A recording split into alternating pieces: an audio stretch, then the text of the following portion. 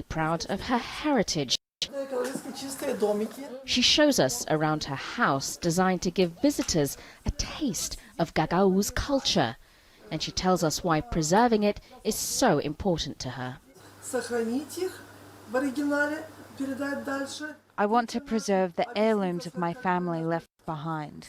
It's so important to pass on our traditions, our folklore, our songs to our children, so they can remember how our ancestors lived. There are 150,000 Gagauz in Moldova. That's almost 5% of the population. They are ethnically Turkic. Their language is also closer to Turkish than any other in the region. But they are also Orthodox Christians and strongly pro-Russian. A hangover from the days when it was an autonomous region within the Soviet Union.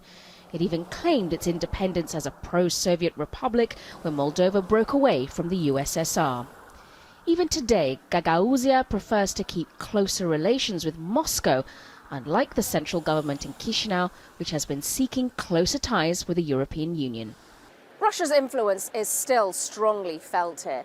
Its language and culture dominate in Gagauzya, as do its politics. But there is another regional power starting to make its mark here: Turkey.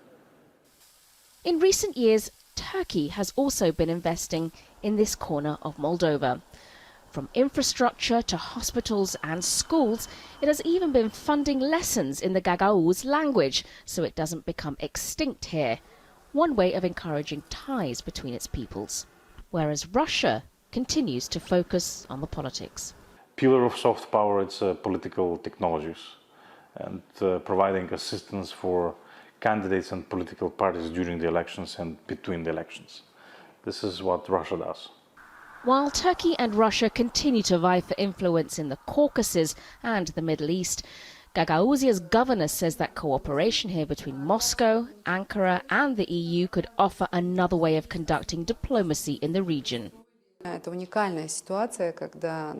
We are in a unique situation. Our territory has welcomed the West, East and other different partners who put in a lot of effort to develop our autonomy. It brings huge advantages to our country. If there are economically strong, stable regions, it drives better development.